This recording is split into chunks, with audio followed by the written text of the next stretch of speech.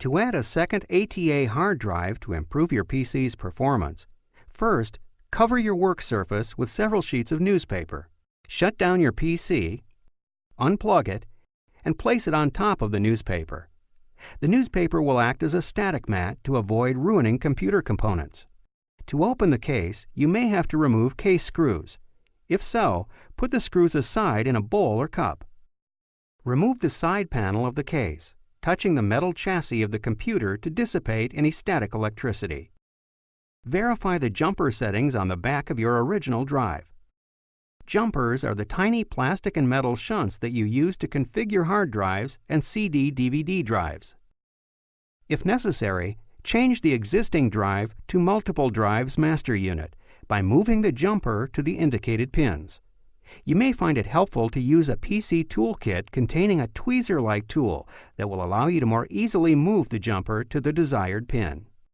If the settings aren't printed on the drive, check the manual or visit the manufacturer's website. Set the jumpers on the back of the new drive for multiple drives slave unit. If your new drive needs a drive cage to fit into the desired bay, use the screws supplied by the drive manufacturer to attach the cage rails to both sides of your drive. Or if your hard drive requires you to mount the drive directly to the cage, remove the cage from the case to more easily mount the hard drive. Slide the drive into the selected bay, making sure that the end with the connectors is exposed. Slide the hard drive back and forth in the drive bay until the screw holes in the side of the bay are aligned with the screw holes on the side of the drive. Tighten down the drive to the side of the bay with the screws that came with the drive or your cage kit. Choose an unused power connector and plug it in, making sure that the connector is firmly seated. Plug the other connector from the hard drive cable into the back of the drive and make sure that the cable is firmly seated. Note that both hard drives use the same cable, so you might need to unplug the original drive from the cable and switch connectors. It doesn't matter which connector goes to which drive as long as the jumpers are correctly set.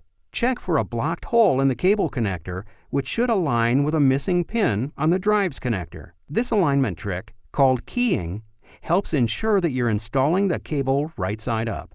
However, don't panic if the cable isn't keyed. The wire with the red or black marking on the cable is always wire 1, and it should align with pin 1 on the drive's connector.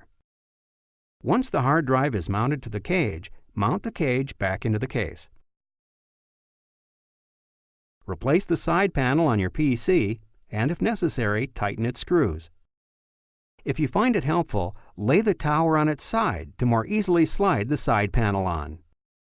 Plug your PC back in and turn it on. Run the drive formatting utility that accompanied your new drive to prepare it for use.